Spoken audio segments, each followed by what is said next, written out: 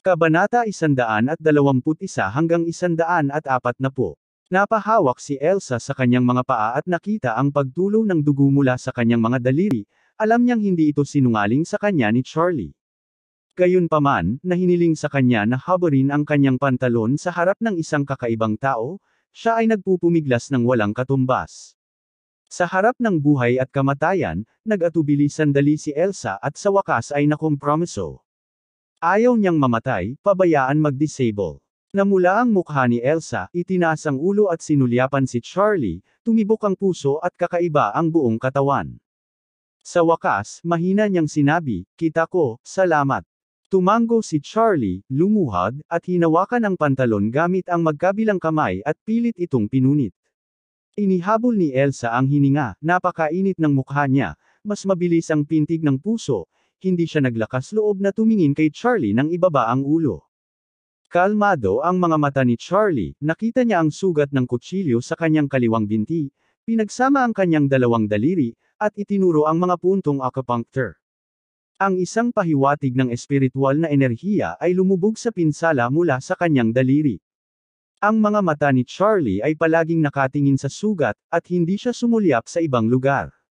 Siya gestured tulad ng paglipad, at pagkatapos ng ilang mga daliri ay bumaba, ang dugo sa sugat ay unti-unting tumigil. Ayon sa mga diskarteng medikal sa siyam na malalim na langit na banal na kasulatan, nagawa niyang ganap na pagalingin ang mga pinsala ni Elsa, muling buhayin ang mga ugat nito, at mabawi pa ang mga sugat doon, ngunit ayaw siyang gulatin ni Charlie. Gumamit lang siya ng mga daliri bilang acupuncture upang matulungan si Elsa na itigil ang pagdurugo. Gumaling ang mga kalamnan at ugat nito, at pagkatapos ay tumigil siya. Kailangan lamang niyang bendahe ang natitirang mga sugat sa balat sa ospital at maaari siyang mapalabas mula sa ospital at pagalingin ang sarili. Naguluhan ang puso ni Elsa sa pagkalito, pakiramdam na matapos natapik ni Charlie ang ilang daliri, gamaan ang sakit at tumigil ang dugo, laking gulat niya. Hindi inaasahan, ang tradisyonal na gamot na isinasaalang-alang ng kanyang pamilya na walang silbi ay mas kapaki-pakinabang kaysa sa gamot sa kanluranin. "Sige. Magaan na," sabi ni Charlie, tumayo ng walang pagdilat, "tumayo ka at subukan." Sinubukan ni Elsa na tumayo, tumigil sa pagdurugo ang kanyang binti, nagulat siya at masaya. Namula siya at itinaas ang kanyang ulo, at nahihiyang sinabi, "Dahil ayaw mong mapangalanan ako, bigyan mo ako ng pagkakataong magpasalamat." Hindi, malamig na sinabi ni Charlie, ayaw niyang ilantad ang kanyang pagkatao. "Niligtas mo ako. Kung hindi man ako makapagpasalamat sa iyo, mapahiya ako sa buong buhay ko." Panipi. Matigas na sabi ni Elsa, at pagkatapos ay naghubad ng isang kwintas mula sa kanyang leeg, "Ito ang aking seremonya ng pagdating ng edad. Binigyan ako ng regalo ni Lolo. Iniligtas mo ang aking buhay at nais kong ibigay sa iyo." Panipi. Ang hawak niya sa kanyang kamay ay isang platinum chain na may isang kristal na malinaw na kulay rosas na brilyante na nakalagay sa palawit. Nais ni Charlie na tumanggi, ngunit naramdaman niya ang isang mahinang aura sa rosas na brilyante. Kinuha niya ito sa isang pag-iisip. Tumango siya, hinubad ang jacket, itinali sa baywang, at sinabing, "Pasensya na, pinunit ko ang pantalon mo. Maaari mong balutin ang aking damit. Ginamit ko lang ang iyong telepono upang tumawag na kuha ko ang emergency number ng kalapit na ospital. Darating ang ambulansya sa halos ilang minuto. Tigtas ka, may gagawin ako, aalis na ngayon." Panipi. Matapos magsalita, lumingon si Charlie nang hindi lumilingon at nawala sa siksik na patlang ng sorghum sa oras na umiling ang kanyang figure. "Hoy, teka," sigaw ni Elsa, at nawala na si Charlie sa harap ng kanyang mga mata. Sa labas ng parke sa oras na ito, ang tunog ng ambulansya ay narinig. Tumingin siya pababa sa jacket na nakapalibot sa kanyang katawan, at pagkatapos ay sa direksyon kung saan nawala si Charlie, parang nawala. Sa susunod na segundo, bigla niyang naramdaman na ang likuran kapag ang ibang partido na naiwan ay pamilyar. Naalala ni Elsa sandali, at biglang naalala na ang back figure na ito ay eksaktong kapareho ng chairman. Ito ba ang chairman ng Emgrand Group? Naantig si Elsa. Ngunit hindi niya tinanong ang pangalan ng kabilang partido, ninakita niya ang hitsura ng kabilang partido, at hindi niya alam kung totoo ang hula. Sa sandaling ito, biglang natuklasan ni Elsa na isang kulay abo na maliliit na bato ang nahulog mula sa lugar kung saan nakalupasay lamang si Charlie. Ang mga salitang, kapayapaan at kayamanan, ay nakasulat pa rin sa bato. Kabanata 122. Ang batong ito, hindi sinasadyang nahulog, tama ba? Agad itong sinunggaban ni Elsa na parang kayamanan. Kung hindi na niya siya makita muli, ang batong ito ang tanging token na naiwan niya sa kanya. Matapos dalhin sa ospital si Elsa ng ambulansya, ang kanyang mga pinsala ay hindi seryoso pagkatapos ng diagnosis. Ang doktor na nagpagamot ay hindi alam na sumailalim siya sa paunang paggamot ni Charlie, at labis na nagulat sa kanyang pinsala. Sa paghusga mula sa tama ng saksak sa kanyang binti, makikita na ang litid ay pumutok, at nasira. Ngunit para sa mga pinsala sa balat at laman ni Elsa, ang mga litid at ugat sa loob ay buo, na parang nakakonektang muli, mas malakas ang mga ugat at ugat. Sinabi sa kanya ng doktor, maaari kang gumaling mula sa iyong pinsala pagkatapos ng ilang araw na pahinga. Upang maging matapat, ito ay talagang hindi ka panipaniwala. Nagawa mo ba ang anumang espesyal na paggamot para sa sugat? Panipi. Inisip ni Elsa ang misteryosong tao, ngunit sinabi niya, wala akong ginawang espesyal. Bumantong hininga ang doktor, kamangha-mangha yan. Nasabi na iyon, sinabi muli ng doktor, siya nga pala, naabisuhan ko na ang pulisya at malapit na silang dumating. Maaari mong sabihin sa kanila ang tungkol sa pag-atake. Panipi. Mahinang tumango si Elsa. Mabilis na dumating ang pulisya. Ito ang mga senior executive ng Emgrand Group na kumuha ng malubhang pinsala. Kabilang sa mga pulis na dumating, may nakakilala sa pamilyang Wilson at alam na siya ay panauhin ng pamilyang Wilson, kaya't inabisuhan din nila ang pamilya. Sa villa ng pamilya Wilson sa oras na ito, tinatalakay ng isang malaking pamilya kung ano ang dapat gawin. Sinabi sa kanila ni Harold na may nangyari kay Elsa, ngunit hindi sinabi na dahil ito sa kanya. Naramdaman pa rin ng matandang ginang Wilson na ito ay isang magandang pagkakataon para sa pagganap ng pamilyang Wilson. Dapat siyang maghanap ng paraan upang makahanap ng Elsa, iligtas siya, at bigyan si Harold ng dagdag na magdagdag ng drama upang matulungan siyang makuha ang puso ni Elsa. Nang mabalitaan na nasa ospital siya, agad na nabigo si Lady Wilson at bulalas, kung maagon ni Harold ang pagkakataon ng bayani na ito upang iligtas siya, mahusay sana. Matapos magsalita, sinabi niya kaagad sa lahat, halika, punta tayo sa ospital at tingnan.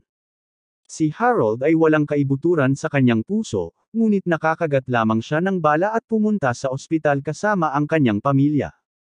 Sa daan, naisip na ni Harold ang mga dahilan, ngunit hindi niya alam kung bibilhin ito ni Elsa. Pagdating sa ospital at makita si Elsa, kaagad na nagpakita si Harold sa kanyang mukha, at nagmamadaling sumulong, Elsa, okay ka lang. Tatawag na sana ako sa tatay ko at kukuha ng isang tao upang iligtas ka. Panipi. Tulungan mo ako. Isang hint ng kabalintunaan ang sumilay sa malamig na mukha ni Elsa, at mahinang sinabi, halos mapatay mo ako. Nagmamadaling ipinaliwanag ni Harold, Elsa, huwag mo akong pakialaman. Sinusubukan kong akitin ang kanilang pansin. Kung sabagay, ang taong hinahanap nila ay ako, hindi ikaw. Akala ko wala silang gagawin sa iyo. Panipi. Malamig na humilik si Elsa at tinatamad na makausap si Harold, sapagkat nakita na niya ng maigi ang mukha ng taong ito, iniisip lamang kung paano malayo sa kanya sa hinaharap. Nang makita na hindi na siya sinisi ni Elsa, sa pag-aakalang naniniwala siya sa sinabi niya, napaangat ang tingin ni Harold kay Elsa at nakita na napapaligiran siya ng isang jacket na panglalaki. Sumimangot siya, Elsa, nasaan ang pantalon mo? Si Elsa ay puno ng pagkasuklam, ayaw na kausapin siya, at malamig na sinabi, wala itong kinalaman sa iyo.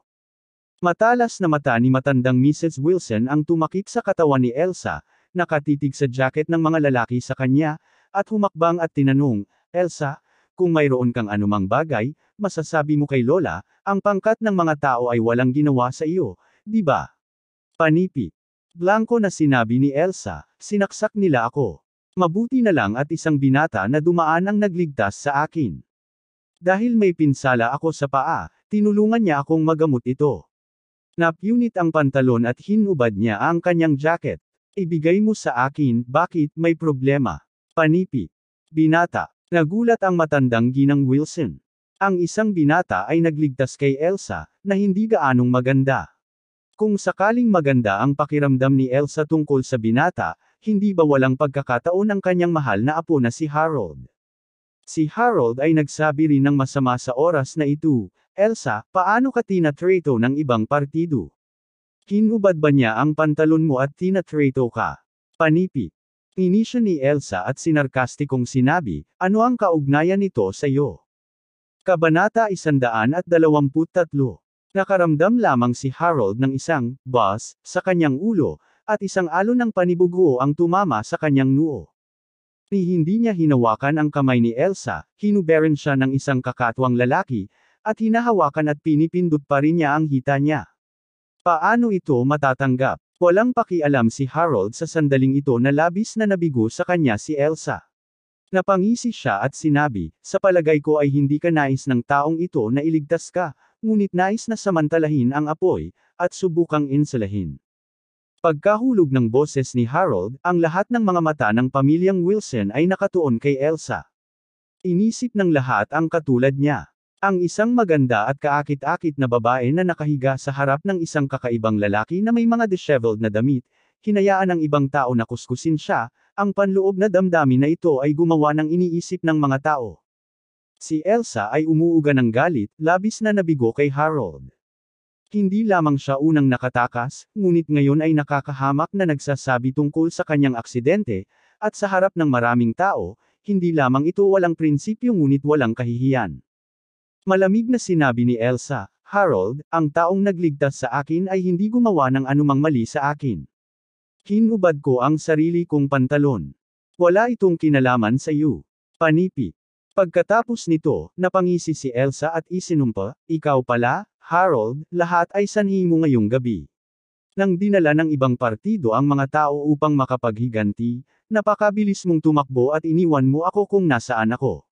Sinaksak ako, at sinasabi mo pa rin ito ngayon. Hindi ka ba nahihiya? Panipi.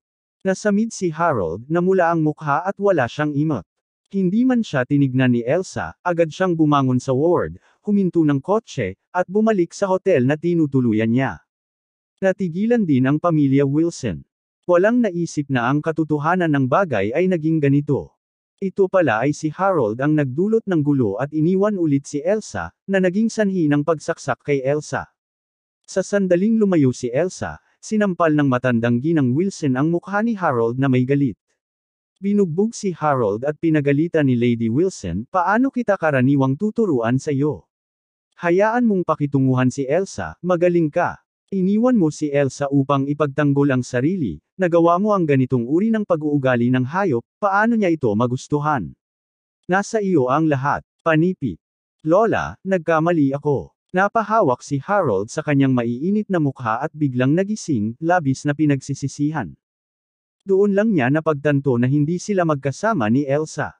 Umuwi si Charlie sa bahay at hindi sinabi sa asawa ang nangyari ngayong gabi. At walang alam ang kanyang asawa tungkol sa karanasan ni Elsa. Pagkatapos ng lahat, ang pamilya ni Claire ay palaging tinanggihan ni Lady Wilson, kaya't hindi sila kwalipikadong manirahan sa villa ni Wilson, at natural, wala kahit saan upang malaman ang tungkol sa mga bagay na ito. Kinabukasan, kaagad na bumangon si Claire, nakatanggap siya ng isang tawag mula sa Lady Wilson. Sinabi sa kanya ng Lady Wilson, Claire, pumunta ka sa Tianhao Building Materials Group ngayon, maghanap ng paraan upang kausapin ang kanilang boss, tingnan kung maaari mo ba kaming bigyang kredito sa amin ng 10 milyong mga materyales sa gusali, at maghintay hanggang mabayaran namin ang bayad mula sa ang grupo ng Emgrand. Panipi. Dali-dali na sinabi ni Claire, Lola, ang Tianhao Building Materials Group ay nagawa ng maraming negosyo, at may mataas silang karapatang magsalita. Hindi pa sila gumagamit ng kredito. Panipi. Sinabi ni Lady Wilson, walang paraan. Ang pamilyang Wilson ay may ilang mga problema sa chain ngayon. Hindi namin kayang isulong ang napakaraming mga gastos at gastos. Napakahirap din kumuha ng mga pautang. Mahahanap lang namin ang isang solusyon mula sa Tianhao Building Materials Group.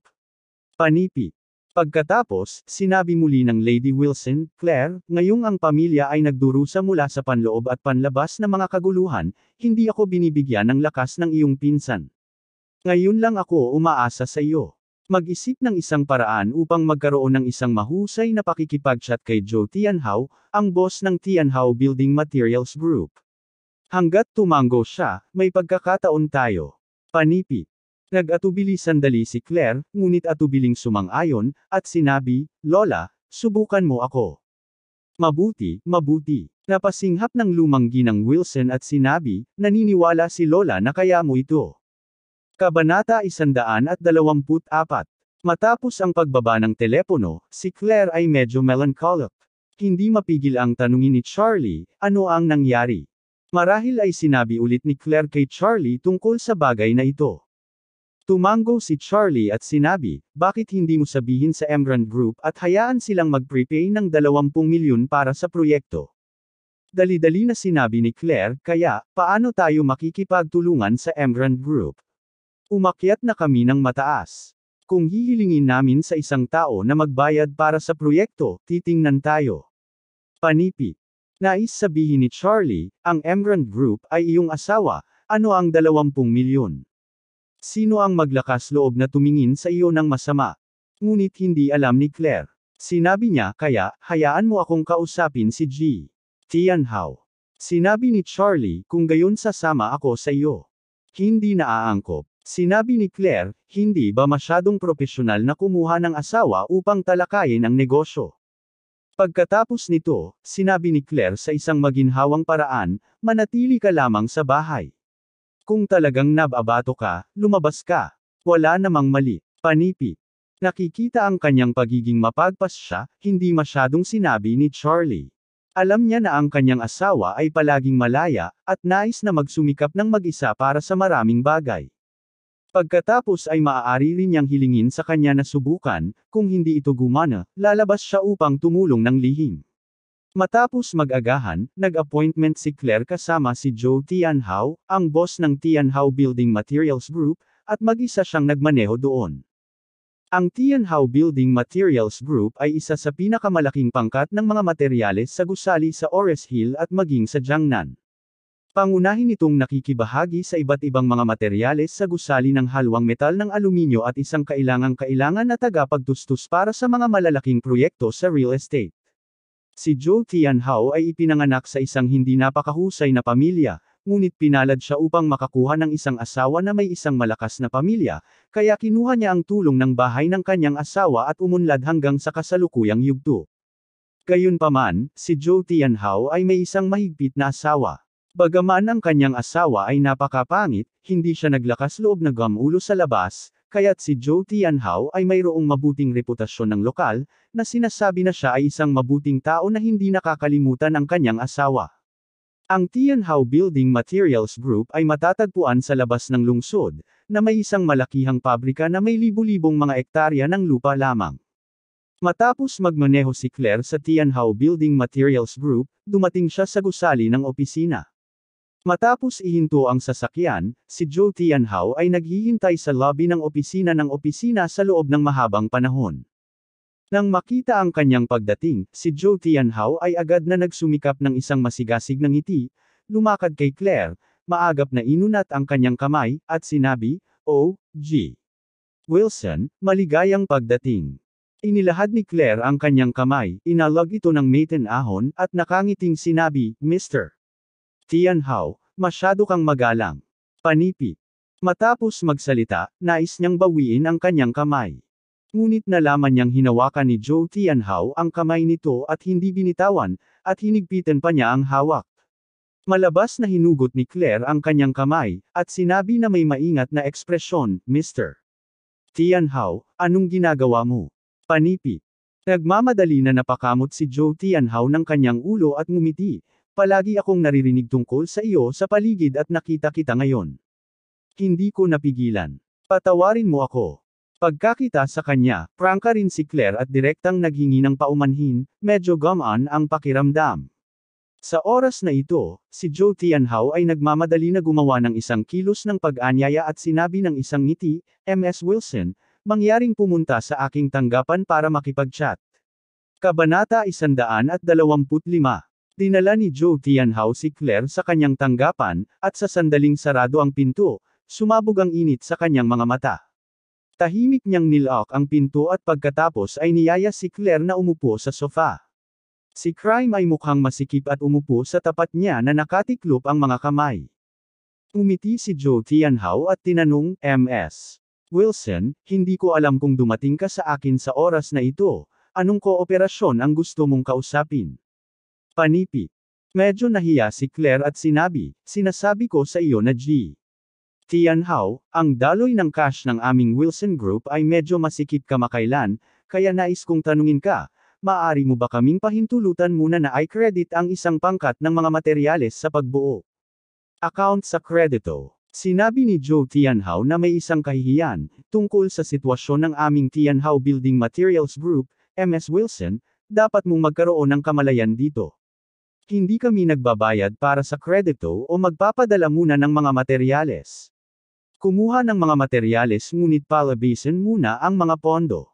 Alam ko. Humingi ng paumanhin si Claire, hindi ko talaga ito mapigilan, ngunit makakasiguro ka na ang kumpanyang nakikipagtulungan sa atin ay ang Emran Group, na siyang pinakamalaking kumpanya sa Ores Hill. Tiyak na hindi sila gagawing default sa aming mga proyekto. Hanggat ang pagbabayad ay nabayaran noon, pupunan namin kaagad ang materyal na pagbabayad para sa iyo. Panipi. Zhou Tianhao chuckled and said, iyon ang sinabi ko, ngunit Ms. Wilson, hindi kita target. Alam mo ba kung bakit itinakda ko ang panuntunang walang pinahihintulutang kredito? Panipi. Umiling si Claire, bakit? Sinabi ni Zhou Tianhao, napakahusay ko ring magsalita noon. Kailangang makuha muna ng mga customer ang mga kalakal, at pagkatapos ay ayusin ang pag-areglo sa paglaon. Pumayag din ako na palawakin ang negosyo at panatilihin ang relasyon. Sinabi ng lahat ng mga customer na hanggat maaayos ito ng Party A para sa kanila, ayusin nila agad ang pag-areglo. Ngunit anong nangyari? Nawalan ako ng higit sa 300 milyong bayad at hindi pa nila ito na ibabalik. Panipi. Sobra. Natigilan din si Claire sa bilang na ito. Ang lahat ng mga pag-aari ng buong Wilson Group ay nagdaragdag ng hanggang sa 1 bilyon lamang. Hindi inaasahan, hindi nakolekta ni Zhou Tianhao ang higit sa 300 milyon na bayad para sa mga kalakal lamang. Si Zhou Tianhao ay napabuntong hininga at sinabing, walang paraan. Ang mga kasosyo na ito na nag-aatubili upang ayusin ang account gamit ang parehong retorika. Sinabi nilang lahat na ibibigay nila ako sa lalong madaling panahon at kaagad, ngunit hindi lamang sa katotohanan. Panipi. Sa pagsasalita tungkol dito, umiling si Zhou Tianhao at sinabi na may emosyon, sa huli, wala talagang paraan. Hindi ko mapigilan ang lahat ng mga channel ng pakikipagtulungan sa kredito. Maaari kang makakuha ng mga kalakal.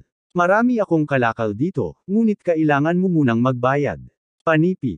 Partikular na nabigo ang ekspresyon ni Claire. Tila ang bagay na ito ay hindi maayos sa paraang gusto niya. Gayunpaman, alam din niya na dahil ang iba ay may prinsipyong ito, hindi magandang sabihin sa kanila na talikuran ng prinsipyo, kaya tumayo siya at sinabi, humihingi ako ng paumanhin, G. Tianhao. Babalik ako at kakausapin ang lola ko. Dapat akong magtipon ng pondo sa lalong madaling panahon. Halika at makipagtulungan sa iyo. Panipi. Nang makita siya ni Zhou Tianhao na bumangon upang umalis, kaagad niyang sinabi, oh. Huwag mag-alala, Ms. Wilson. Panipi. Sa nasabing iyon, si Zhou Tianhao ay nagmamadaling tumayo at nagpatuloy, ang sinabi ko ngayon lang ay para sa mga ordinaryong kasosyo, ngunit kay Ms. Wilson, natural na bibilanggan ko ito ng magkahiwalay. Nagtanong si Claire na may pagkataranta, Mr. Tianhao, ano ang ibig mong sabihin? Panipi. Dinilat ni Zhou Tianhao ang kanyang mga mata at tiningnan si Claire na masagana. Sa totoo lang, napakaganda ni Claire. Ang mga magagandang gumawa ng Zhou Tianhao sa paghinga. Sa lahat ng mga taong ito, hinarap ni Zhou Tianhao ang babaeng may dilaw na mukha sa bahay, at ang pangit at malamyang babaeng iyon ay 1,000 milyang mas masahol kaysa kay Claire. Si Claire ay mukhang hindi nagkakamali, at ang kanyang figure ay mas nakakairita. Ang gayong babae ay ang pinakamahusay na pinakamahusay. Bakit hindi siya maaaring magkaroon ng gayong pagpapala? Bakit dapat ikakasal ang gayong napakahusay na babae sa isang sikat na basura sa lungsod? Malakas ba ang asawa niya? Sa pag-iisip nito, si Zhou Tianhao ay tila may hindi mabilang na mga langgam na gumagapang sa paligid ng ilang bahagi ng kanyang katawan. Chapter 126. Nadama niya na wala siyang pagkakataong manloko ng maraming taon, pabayaan na hawakan ang mga pinakamagagandang dilag, nang makita na lumipas ang kalahati ng kanyang buhay, binibigyan niya ng pugay ang karimari-marim na babaeng may dilaw na mukha. Ngayon ang pinakamahusay na pagkakataon upang masira ang mga shackles ng kapalaran. Tama, gusto niyang subukan ang babaeng ito sa harapan niya. Subukan ang sobrang kagandahang ito na ang lahat ng mga kalalakihan sa lungsod ay nabaliw. Sa pag-iisip tungkol dito, ngumiti siya at sinabi, "Nako, Ms. Wilson, dahil mayroon ka ng ganitong pangangailangan, pagkatapos ay maaari kaming magkaroon ng isang magandang chat. Ako si Tianhao, hindi kasing sama ng akala mo." Panipi. Akala ni Claire ay may dula, at dali-daling umupo at tinanong na may kagalakan, "Mr. Tianhao, nais mo bang bigyan kami ng mga materyales sa pagbuo sa kredito?" Panipi. Kusa namang hindi sinabi ni Tianhao ng lubusan ang lahat, ngunit hindi malinaw na sinabi, kung ito ay ibang tao, talagang tatanggihan ko ito ng direkta, ngunit kung si Ms. Wilson, maaari kong isaalang-alang ito. Dali-dali na sinabi ni Claire, sa katunayan, malapit talaga ang aming pakikipagtulungan sa Emgrand Group.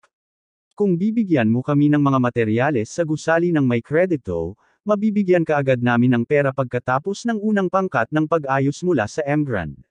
Panipi. Tumango si Tianhao at sinabi, "Hintayin mo ako, gagawa ako ng isang palayok ng tsaa at pag-uusapan natin ito." Gamit ito, siya ay tumayo at pumunta upang kumuha ng isang tsarera mula sa aparador. Nakaharap ang kanyang likuran kay Claire, inilagay niya ang tsaa sa palayok habang naglalabas ng isang kahon ng mga tabletas sa pagtulog mula sa kanyang bulsa. Karaniwan niyang kinukuha ang kahon na ito ng mga tabletas na mag-isa. Nagkaroon siya ng ilang hindi pagkakatulog kamakailan. Nagreseta ang doktor ng ilang malakas na pampatulog na tabletas para sa kanya. Karaniwang bibigyan siya ng isang tableta ng magandang pagtulog. Nais ni Tianhao na samantalahin ang pagkakataong hawakan si Claire sa opisina, kaya't inilagay niya sa tubig ang 6 na pampatulog na gamot. Sa ganitong paraan, hanggat umiinom si Claire ng isang tasa ng tsaa, karaniwang katumbas ito ng pag-inom ng gamot. Kapag lumalabas ang pagkilos ng gamot, hindi ba siya naaawa sa kanya? Maaari mo muna siyang patulugin, pagkatapos ay gamitin ang iyong mobile phone upang kumuha ng nakalantad na mga video at larawan, at pagkatapos ay gamitin ito upang i-blackmail siya para sa kabutihan. Hanggat tumawag si Claire sa pulis o sinabi sa iba kung ano ang iniisip niya, banta niya siya at may publish ang mga larawang ito at video, upang hindi niya maiangat ang kanyang ulo sa natitirang buhay niya at maituro sa natitirang bahagi ng buhay niya. Naniniwala siyang hindi kailanman tatawag si Claire sa pulis o magpapahayag ng publiko. Sa oras na iyon, magkakaroon siya ng lahat ng pagkukusa. Maaari niyang ayusin siya upang magkaroon ng isang relasyon sa anumang oras, hanggat hindi siya sumasang-ayon, bibigyan niya siya ng banta ng mga video at larawan at pipilitin siyang magsumite.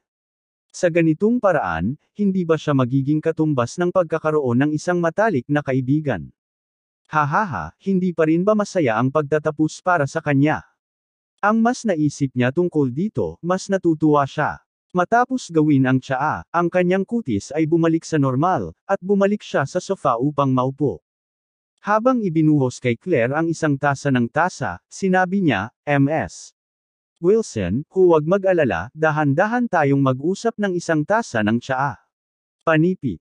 Hindi ito masyadong pinag-isipan ni Claire.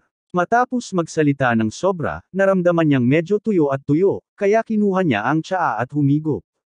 Sobrang excited ni Tianhao ngayon. Nakatitig siya kay Claire na may maapoy na mga mata, pinapanood ang balingkinitan at tuwid na mga binti, payat na baywang, perpektong figure, at magandang mukha. Ang babaeng ito ay talagang nagpapalabas ng isang kaakit-akit na aura saan man, na kung saan ay lalong tumitibok ang kanyang puso. Ngayon ay isang araw ng reg-along regalo para sa kanya. Kapag sa palagay niya ay masisiyahan siya sa perpektong babaeng ito sa ilang sandali, nararamdaman ni Tianhao na susunugan niya ang lahat. Chapter 127. Nang makita si Claire na uminom ng kanyang tsaa, tuwang-tuwa si Tianhao. Ngayon, hintayin na lang ang magiging epekto ng gamot. Matapos uminom ng tasa ng tsaa si Claire, maya-maya ay napagtanto niya na may mali. Parang medyo nahihilo at mabigat ang ulo niya. Ano ang nangyayari? Nabigla siya. Naghalong gamot ba si Tianhao sa tsaa sa oras na ito? Sa pag-iisip nito, nanginginig si Claire sa gulat. Gusto niyang bumangon, ngunit naramdaman niyang medyo mahina ang kanyang mga paa. Sa pagtingin sa ganitong paraan, natatakot siyang mahirap makatakas ng mag-isa.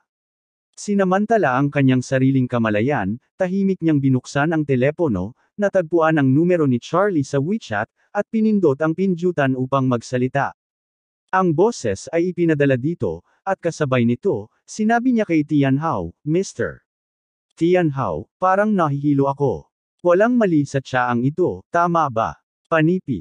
Tumawa si Tianhao at sinabing, walang problema. Ang tsaa na ito ay pangunahin.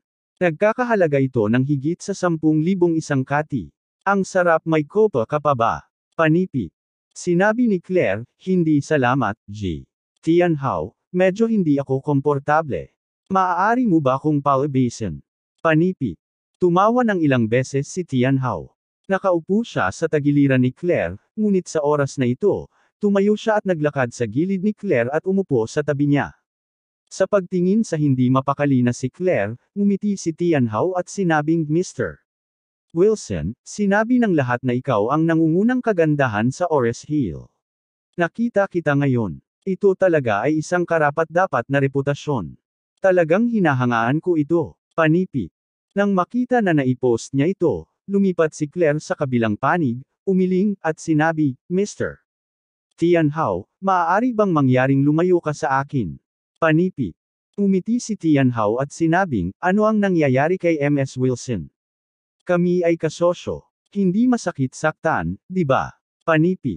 Sa nasabing iyon, ang katawan ni Tianhao ay muling dumaikit sa tagiliran ni Claire. Nais ulit ni Claire na magtago, ngunit naabot na niya ang gilid ng sofa at masigla lamang ang pag-urong ng katawan nito upang mapigilan si Tianhao na hawakan ito. Si Tianhao ay nakasandal sa kanya, ang kanyang mga mata ay patuloy na nakatingin sa kanya. Lalong bumigat ang utak ni Claire, at nang maluwag ang mga kamay, ipinadala ang boses kay Charlie. Si Charlie ay gumagawa ng gawaing bahay sa oras na ito, at biglang nakatanggap ng isang boses mula sa kanyang asawa, hindi sinasadyang binuksan ito, at biglang ang buong katawan ay marahas. Oh she. Ang D*man na ito na si Tianhao ay naglakas loob ring mag-isip ng maluwag tungkol sa kanyang asawa. Agad niyang inilabas ang kanyang mobile phone at direktang tumawag kay Isaac, at sinabing may itim na mukha, lahat ng mga kamay na maaari mong pakilyusin ay dapat mapunta sa Tianhao Building Materials Group. Babagsakan ko ito sa lupa ngayon. Panipi. Nagulat na nagtanong si Isaac, Mr., ano ang problema? Ang asawa ni Tianhao na ito ay may kaunting lakas pa rin sa pamilya. Ito ay isang maliit na pamilya na nakakabit sa amin.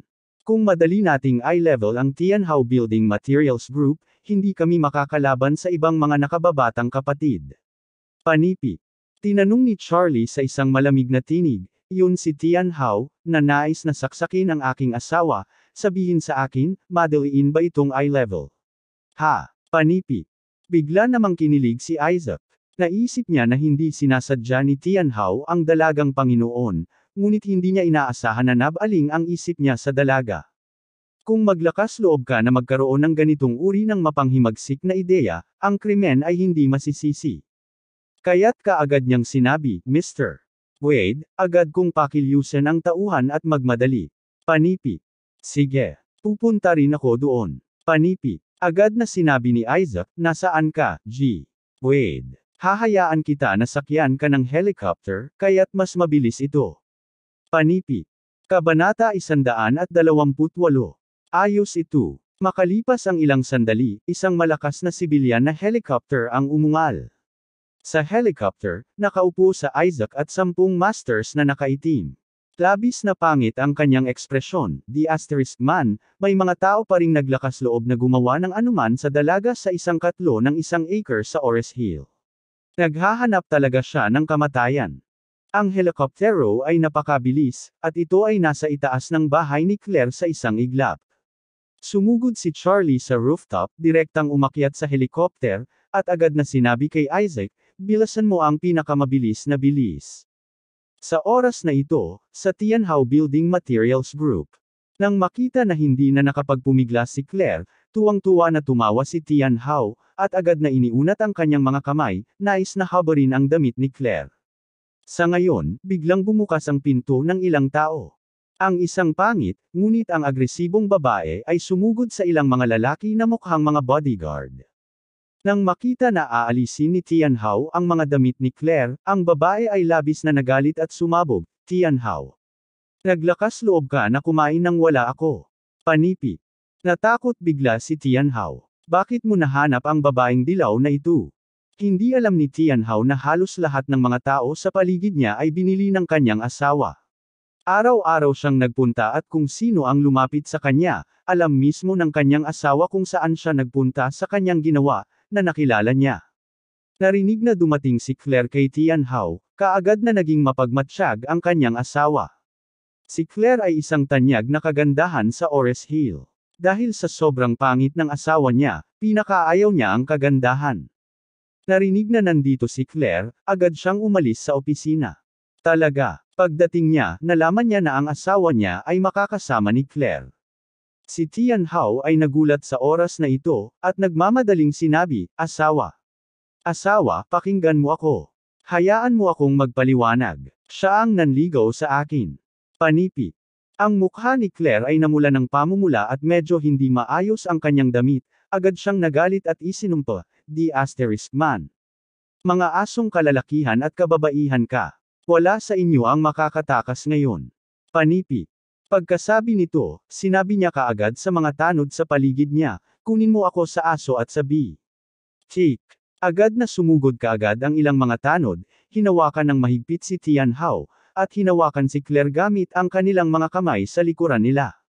Sumugod muna si Lion Po kay Tianhao, hinampas ang mukha, at sumigaw, "Ikaw bee at starred.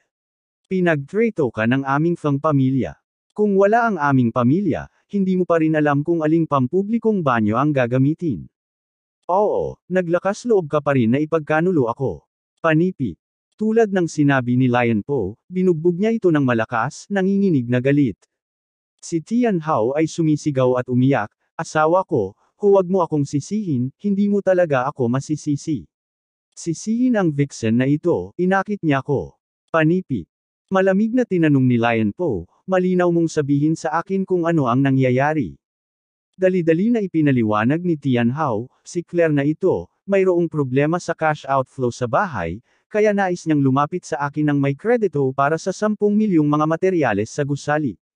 Ang aming pabrika ay hindi kailanman nag-credit, alam mo, at hindi ako nagbibigay ng kahit sinong opportunity sa kredito."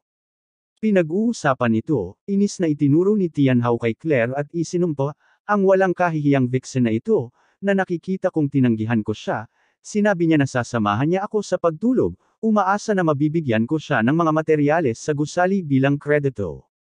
Malamig na tinanong ni Lion Po, "Kung gayon ikaw ay umakyat at maghanda upang matulog kasama siya." "Hindi." Mapait na sinabi ni Tianhao, "Naguluhan lang ako saglit, ngunit wala talagang nangyari sa pagitan ko at niya." Sa sobrang inis ni Lion Po ay humarap siya kay Claire at tiningnan siya, na medyo naguluhan na. Tinaas niya ang kanyang kamay at sinampal siya ng matindi, "Amoy bee. Tik. Naglakas loob ka ba na akitin ang aking asawa at makita ako ngayon? Hindi kita papatayin. Hindi lang kita papatayin. Wawasakin ko ang iyong nakalulungkot na mukha." Kabanata 129. Sinampal ni Lion Po ang mukha ni Claire at kaagad na pinahinuhod si Claire. Tinakpan niya ang kanyang mukha, tumingin sa mabangis na babae sa harap niya, at hindi na malayang nagtanong, "Sino ka at ano ang gagawin mo?" Napangisi si Lion Po at sinabi, "Ano ang gagawin ko? Papatayin kita, mabahong frame ka." Panipi. Kung sabagay, sumigaw siya sa tanod sa tabi niya, "Nasaan ang kutsilyo? Ibigay mo sa akin. Putulin ko ang mukha ng mabahong frame na ito." Panipi. Oo, binibini. Ang tanod ay kaagad na naglabas ng isang matalim na kutsilyo at magalang na sinabi, Miss, sa ganitong uri ng tao, huwag mong damiin ang iyong mga kamay, hayaan mo akong gawin ito. Itinaas ni Lion Po ang kanyang kamay at binigyan siya ng sampal, kinuha ang kutsilyo mula sa kanyang kamay, at isinumpa, Basta't RD, maglakas loob na kausapin ako sa oras na ito. Panipi. Agad na lumuhad sa lupa ang bodyguard at sinabi sa takot, Miss, nagkamali ako, patawarin mo ako. Sinipa siya ni Lion Po at inis na sinabi, lumayo ka rito. Pagkatapos nito, gamit ang isang kutsilyo, lalapit siya at gasgas ang mukha ni Claire. Nanginginig sa takot si Claire, sinusubukang kumawala, ngunit ang katawan niya ay kinontrol ng bodyguard, at hindi siya makagalaw, at ang katawan niya ay napakalambot na hindi niya nakuha ang kanyang lakas. Sa kritikal na sandaling ito, biglang may sumigaw, bigyan mo ako ng kutsilyo.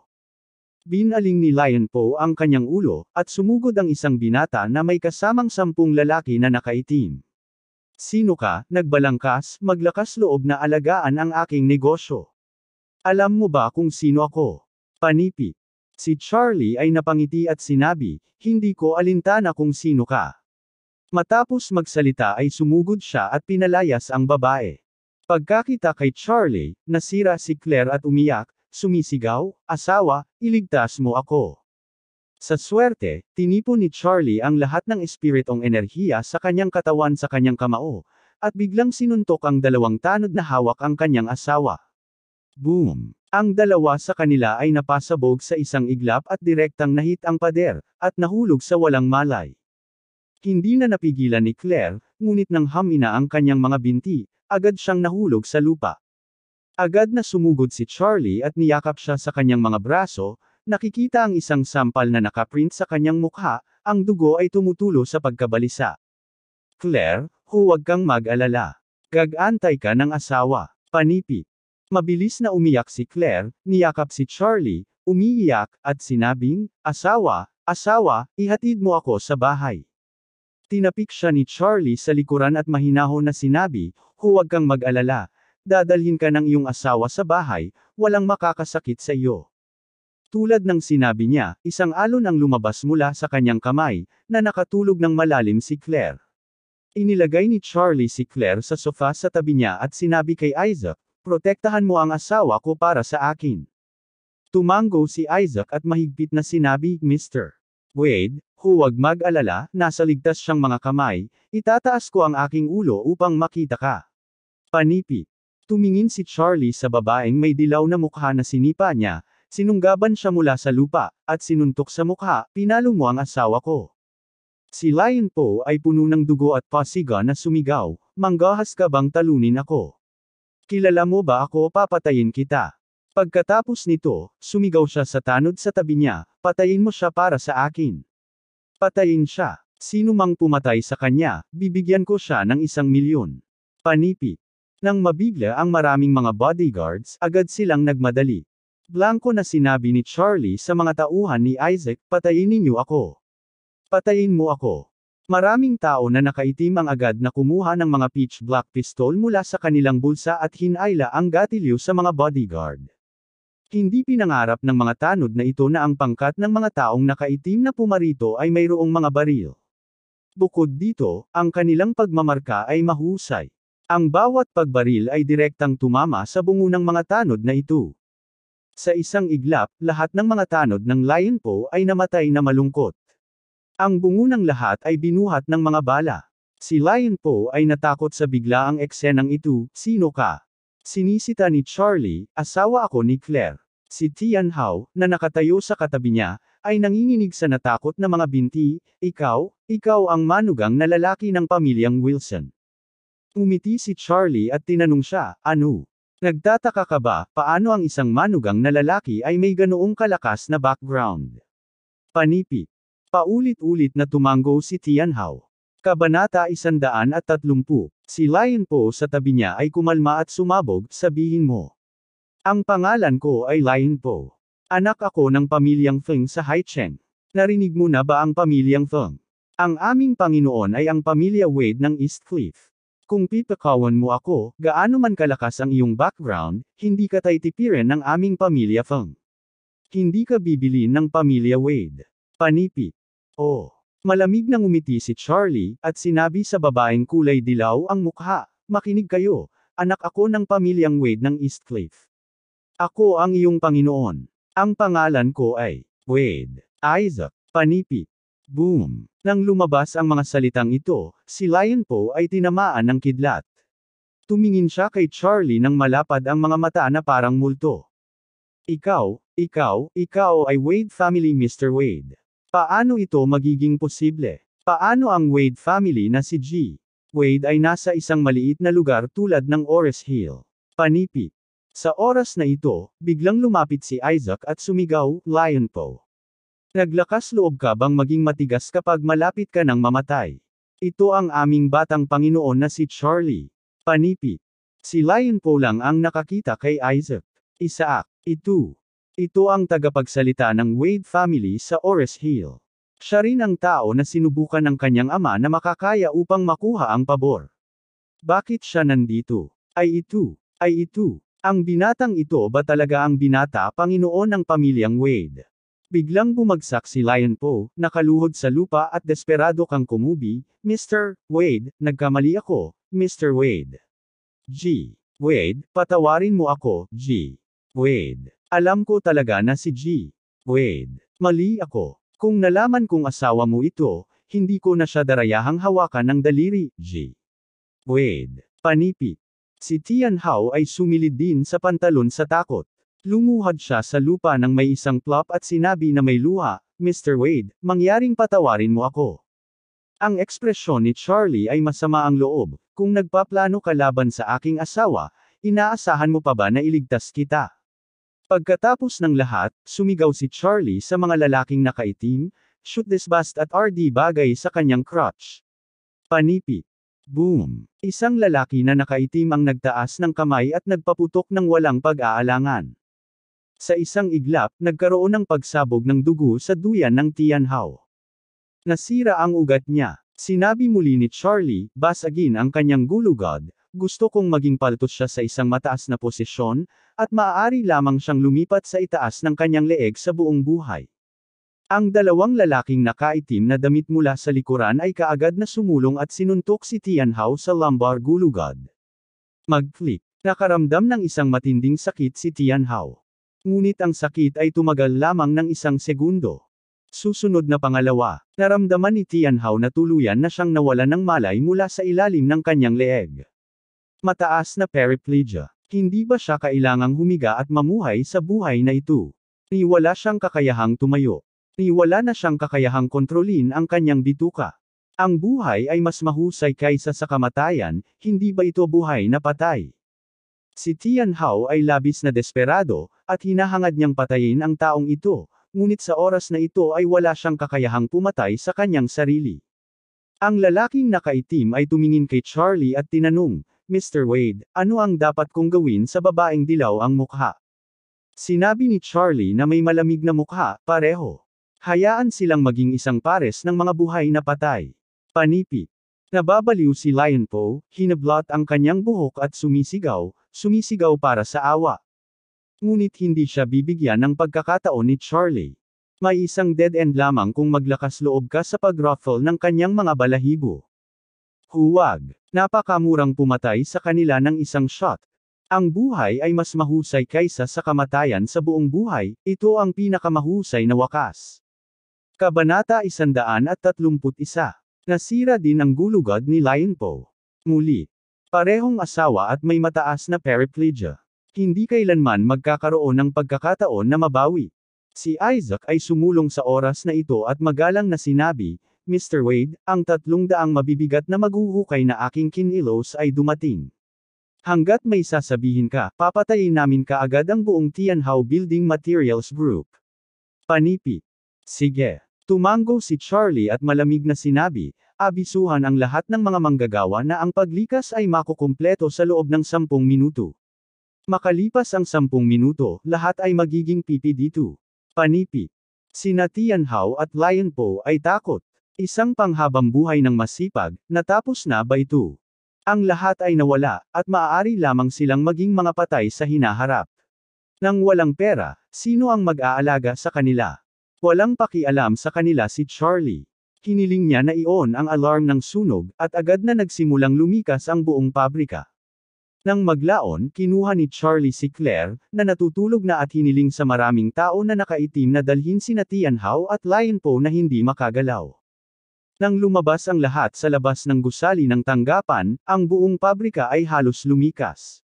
Inisip ng mga manggagawa na may sunog, at lahat ay naubusan na parang tumakas para sa kanilang buhay. Sa oras na ito, 300 excavator ang nakapaligid sa pabrika. Ang libu-libong tao na tinawag ng Isaac ay nasa paligid, at inililikas nila ang lahat ng mga manggagawa. Nakatayo sa parisukat, sinabi ni Charlie kina Tianhao at Lion Po, nais kong makita mo ng iyong sariling mga mata kung paano naging abo ang iyong pagsusumikap. Pagkatapos nito, sinabi niya kaagad kay Isaac, pasukin ang maghuhukay. Ibaba mo para sa akin. Panipi. 300 naghuhukay ang dumating ng masigla. Ang mga timba at baril sa excavator ay gumawa ng malaking paggalaw, tulad ng 300 mabibigat na tangke, na direktang pinapagod ang maraming mga workshop ng buong pabrika, at pagkatapos ay pinalansagan ang mga ito, nag-iwan ng isang piraso ng basurahan. Sina Tianhao at Lion Po ay lubos na desperado. Ito ang lahat ng kanilang pagsusumikap. Ang mga pabrika na ito, ladrilyo ayon sa ladrilyo at sinag sa pamamagitan ng sinag, ay ang resulta ng pagsusumikap ng kanilang kalahating buhay. Masasabi na ang pabrika ay katulad ng kanilang anak. Ngayon, may isang tao na pinunit ang kanilang pabrika ng kaunti, ito ay simpleng pagpapahirap. Sa sandaling ito, ang dalawa sa kanila ay walang pasubali na walang ideya na mabuhay. Mayroon lamang isang ideya sa isip. Kamatayan na. Gayunpaman, hindi ito umiiral. Hindi bibigyan sila ni Charlie ng pagkakataong mamatay. Hayaan silang tikman ang sakit sa nalalabi sa kanilang buhay. Nang maglaon, sinabi ni Charlie sa kanilang dalawa, ay laluwas ko kayo sa buhay ng isang aso, ngunit maaalala mo ako, kahit sino na maglakas loob na ibunyag ang aking pagkakakilanlan sa labas ng mundo, dapat kong patayin ang kanyang pamilya nang hindi iniiwan ang isang tao. Ni isang aso ay hindi maiiwan. Panipi. Bumagsak sa takot silang dalawa at sumigaw, Mr. Wade, hindi kami nangangahas na master. Patayin kami, hindi namin naglalakas ang ibunyag ang iyong pagkakakilanlan, Panginoon. Tumango si Charlie. Sa pagtingin sa mag-asawa na naging walang silbi, at ang Tianhao Building Materials Group na naging mga labi, ang masamang pakiramdam sa kanyang puso ay tuluyang napalaya. Pagkatapos, sinabi niya kay Isaac, hayaan ang helikoptero na lumapit at ibalik tayo. Agad namang tumango si Isaac, at pagkatapos ay magalang na nagtanong, Mr. Wade, sa palagay ko ang batang babae ay maaaring nakagamot, dapat ko ba siyang ipadala sa ospital, o mag-aayos ako ng doktor upang umuwi? Panipi. Iwinagayway ni Charlie ang kanyang kamay, hindi, ibalik lamang kami. Nang umuwi siya, hindi pa rin nagising si Claire. Pangunahin ito sapagkat hindi binawi ni Charlie ang espiritual na enerhiya sa kanyang katawan. Kabanata 132. Pagka-uwi at inilagay siya sa kama, binawi niya ang spell mula sa katawan ni Claire. Kaagad pagkatapos, tahimik na nagising si Claire. Asawa. Binuksan ni Claire ang kanyang mga mata, nakita ang mukha ni Charlie, at agad na sinigurado sa kanya sa sobrang tuwa, at pagkatapos ay hindi niya mapigil ang umiyak. Dali-dali siyang inalo ni Charlie, okay lang baby, huwag kang matakot, dinala ka ng asawa mo. Bahay. Tumingin sa paligid si Claire ngayon. Napagtanto na ang silid tulugan nila ni Charlie, hindi niya maiwasang magtanong, hindi ka pinahiya ni Tianhao, tama? Hindi. Sinabi ni Charlie, si Tianhao at ang kanyang asawa ay naging paltos, at ang buong Tianhao Building Materials Group ay nawasak din sa lupa. Nangangahulugan ito na maraming kawalang katarungan ang magpapakamatay. Panipi. Nagulat si Claire, paano na? Ano ang nangyayari? Mahinang ngumiti si Charlie, tumawag ako ng ilang kaibigan upang tulungan at agawin ka. Bilang isang resulta, ang Tianhao Building Materials Group, ang buong tanggapan ng tanggapan, at ang pabrika ay pawang mga proyekto sa TOFO. Pagkalabas nila, sumabog ang isa sa kanilang mga workshop. Ang buong gusali ng pabrika ay sinabog, ngunit sa kasamaang palad, nakatulog ka sa oras na iyon, kung hindi, makikita mo ang malabayani na tanawin ng kabayanihan. Panipi. Hindi makapaniwala si Claire, isang magandang pabrika, isang pagawaan ang sumabog, at ito ay nawasak sa lupa. Oo. Tumango si Charlie, napakalakas nito. Sa palagay ko sila ay hinatulan ng langit. Panipi. Pagkatapos ng lahat, kaagad siyang tahimik na nagpadala ng mensahe kay Isaac. Kunin ang media, hayaan silang iangkin na ang Tianhao Building Materials Group ay sanhi ng isang reaksyon ng kadena dahil sa pagsabog sa pagawaan, at gumuho ang pabrika. Agad na sumagot si Isaac, huwag mag-alala, batang Panginoon, napapabalita ka agad. Makalipas ang ilang minuto, sinusubukan pa rin ni Claire ang kanyang makakaya upang maalala ang mga detalye bago ang pagkawala ng malay, at biglang nakatanggap ang kanyang mobile phone ng maraming mga notification sa balita. Sinulyapan niya ang titulo, at natigilan siya. Ang headline ng balita ay tungkol sa aksidente ng Ores Hill Tianhao Building Materials Group. Ang aksidente ay humantong sa pagbagsak ng engineering workshop ng buong halaman. Maraming tao ang namatay. Ang may-ari na Tianhao at ang kanyang asawa ay malubhang nasugatan din. Sinabi ng doktor na natatakot siyang paraplegia ito. Sinabi ni Charlie sa sandaling ito, dito, hindi ako nagsinungaling sa iyo, hindi ba? Noon lamang naniwala si Claire, at bulalas, siya ay talagang isang kasamaan at ang kasamaan ay ginantimpalaan. Matapos magsalita, dali-dali niyang tinanong si Charlie, pagpasok mo, wala namang ginawa sa akin ang masamang tao, di ba? Tumango si Charlie at sinabi, ang damit mo ay buo noong nagpunta ako. Ang asawa ni Tianhao ang sumugod upang pigilan siya sa pagsalakay sa iyo. Panipi. Si Claire ay lumuha ng 2 linya ng luha, Charlie, pasensya ka na, hindi ko sinasadya na gawin ito. Dali-dali na sinabi ni Charlie, silly girl, ano ang pinagsasabi mo? Hindi kita sisihin. Lahat ako, ang iyong asawa, na hindi nagpoprotekta sa iyo ng maayos, at hinayaan na pumasok ang ganitong masamang tao at halos saktan ka. Panipi. Napakilos ng puso ni Claire kaya't bahagyang niyakap niya si Charlie nang walang imot. Sa sandaling ito, napagtanto niya na si Charlie ay may labis na malalim na damdamin para sa kanya, na kung saan ay nadama niya ang isang malaking pakiramdam ng kaligayahan sa kanyang puso. Isang hapon, ang Tianhao Building Materials Group ay nawasak sa lupa. Ang buong itaas na uri ng Ores Hill ay nagulo. Bagaman sinasabing ang balita ay isang aksidente sa labas ng mundo, wala sa kanila ang maniniwala sa ganitong uri ng retorika. Ang bawat tao'y agad na nagsimulang mag-isip tungkol sa kung aling malaking tao ang gumawa nito. Pag-isipan nito, halos walang sinuman sa Ores Hill ang makakagawa nito. Sino ang isa? Ang bawat tao'y agad na nagsimulang mag-isip ng maraming mga pahiwatig tungkol sa Ores Hill kamakailan. Mahigit sa 100 Rolls Royces, higit sa 10 milyong cash upang bumili ng jadeite, ay naging isang misteryosong mayamang antas sa Diyos na naging tanyag sa YouTube. Nakuha ang Emgrand Group at nagtapo ng 2 bilyon upang magtayo ng isang 6 na bituin na hotel, ang chairman ng Emgrand.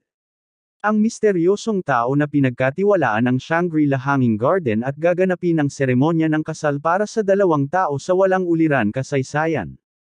At ang malaking taong ito na sum-heir sa Tianhao Building Materials Group sa lupa sa isang hapon. Ang lahat ng mga pahiwatig na ito ay tumuturo sa isang tao. Ang tanging posibilidad para sa mga pahiwatig na ito ay ang mahiwagang chairman ng Emgrand Group. Bukod sa kanya, sino pa ang may ganitong kakayahan? Sa oras na ito, ang pagkakakilanlan ng chairman ng Emgrand Group sa Ores Hill ay naging lalong hindi maaari.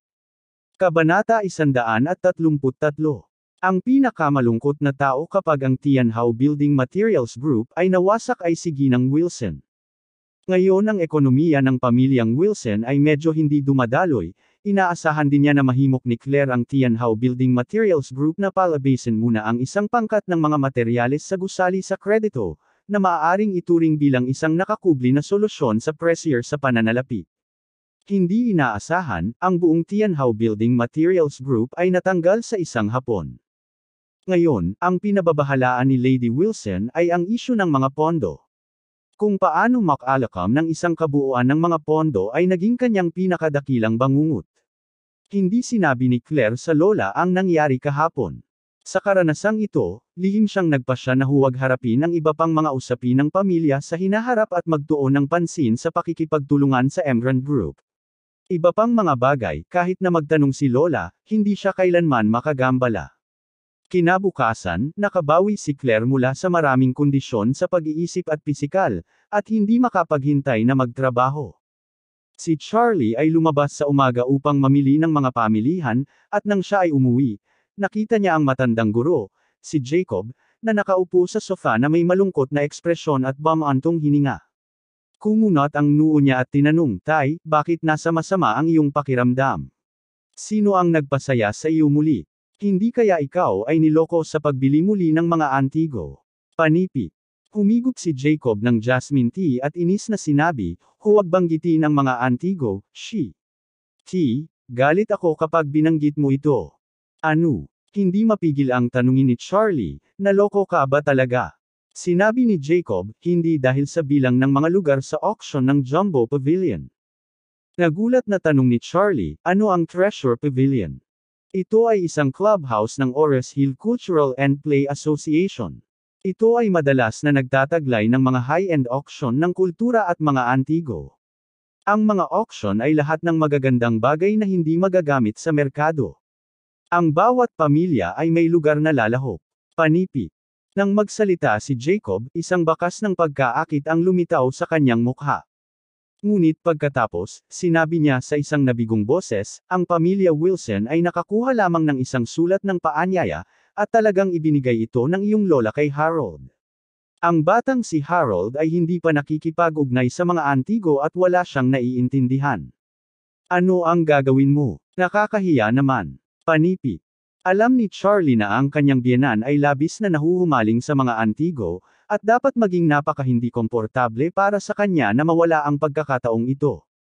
Kaya't ngumiti si Charlie at sinabi, "Tay, kung nais mo talagang pumunta, hilingin lamang sa scalper na bumili ng isang sulat sa paanyaya." Kinawayan ni Jacob ang kanyang kamay, ang tagapag-ayos ng auction ng Treasure Pavilion ay ang pamilyang Song. Ang pamilyang Song ay ang pinakamakapangyarihang pamilya sa Ores Hill. Hindi ko alam kung ilan ang gusto nito, paano ito mabibili. Panipi. Umiti si Charlie. Ito ay naging isang subasta na inayos ayon sa pamilyang Song. Si Warnia, ang panganay sa pamilyang Song, hindi ba siya nagmakaawa sa kanya na tumulong na makilala ang mga antik? Ang mga maliliit na bagay tulad ng mga sulat sa paanyaya ay dapat malutas sa pamamagitan ng pagbabati sa kanya. Sa pag-iisip dito, walang pakialam na sinabi ni Charlie, ang ilan sa mga kaibigan na alam kong nagmula sa pamilyang Ores Hill na ito. Hindi dapat mahirap makakuha ng 2 liham na paanyaya. Panipi. Hindi naniwala si Jacob, at umiling at sinabi, "Kalimutan mo, anong uri ng disenteng kaibigan ang malalaman mo? Sa tingin ko ito ay ilang kaibigan lamang ng mga kaibigan.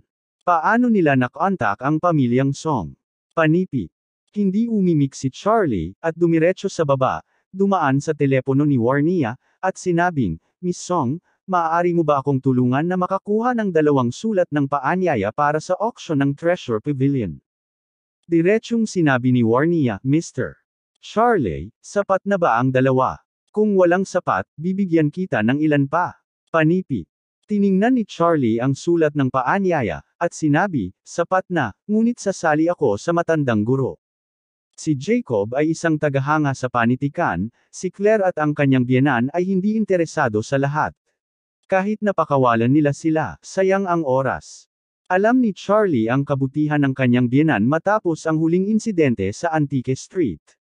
Kailangan niyang sundan siya at subaybayan dahil natatakot siya na mahilo ang kanyang ulo at maipait siya kaya wala na siyang natitirang pantalon. Sa pamamagitan ng paraan, nais din niyang pumunta at tingnan kung mayroong anumang mga bihirang elixir o kayamanan sa auction. Sa pagsasalita tungkol sa mga kayamanan, hindi mapigilan ni Charlie na isipin ang bato na nagsabing, kapayapaan at kaunlaran. Matapos mailigtas si Elsa, nawala ang bato. Tinansya niya na nawala ito sa proseso ng pag-save sa kanya. Pagkatapos, bumalik siya upang hanapin ito sa pamamagitan ng ruta ng araw ngunit hindi ito nakita. Sa kabutihang palad, ang aura ng batong iyon ay nasipsip niya, kung hindi, magsisisi talaga siya. Dahil ang mga auction ng Jumbo Pavilion ay lahat ng mahalagang kayamanan sa mundo, marahil ay maaari siyang makakuha ng isang bagay. Kabanata 134. Hanggang sa makauwi si Claire mula sa pag-alis mula sa trabaho, si Jacob ay tumingin pa rin sa listahan at hindi na nakataas ang kanyang lakas pagkatapos ng hapunan. Alam ni Charlie na nagtatampo siya dahil sa imbitasyong auction.